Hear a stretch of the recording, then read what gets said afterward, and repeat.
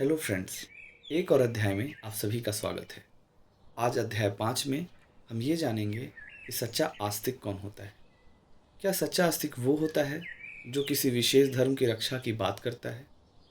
क्या सच्चा आस्तिक वो होता है जो किसी दूसरे धर्म के लोगों को मारने में यकीन करता है? क्या सच्चा आस्तिक वो होता है जो किसी विशेष धर्म के ध्वज को लहराने में यकीन करता है? बिल्कुल नहीं। अगर आपको जानना है कि सच्चा आस्तिक कौन है, तो आपको ये किताब पढ़नी चाहिए। जी हाँ, मैं नास्तिक क्यों हूँ। मैं नास्तिक क्यों हूँ, जिसे भगत सिंह ने लिखा है। लिखा क्या है इसमें?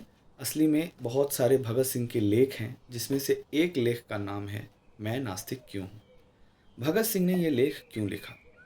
भगत सिंह ने ये लेख इसलिए लिखा क्योंकि उनके दोस्तों को ये लगने लगा था कि भगत सिंह को कुछ प्रसिद्धि जब मिली क्रांतिकारी के तौर पे, तो उनमें एक घमंड आ गया है, उनमें गुरूर आ गया है और वो भगवान को मानने में भी यकीन नहीं रख रहे। जब भगत सिंह को ये बात पता चलती है, तो वो एक लेख लिखते हैं जिसका टाइटल वो देते हैं मैं नास्तिक क्यों हूँ। और उसमें वो बताते हैं कि ये उनके घमंड के कारण नहीं, ये उनके तर्क के कारण है, रैशनल होने के कारण है।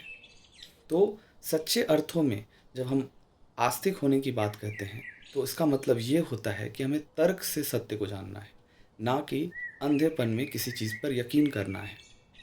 अगर आप ध्यान से भगत सिंह की जीवनी को पढ़ेंगे, तो आपको समझ में आएगा कि एक 21-22 साल का लड़का जब इतने तर्क से ये कहने को स्वीकार अपने कर रहा है कि मैं नास्तिक हूँ, तो उसके पीछे ये वजह नहीं है कि वो भगवान में यकीन नहीं रखता।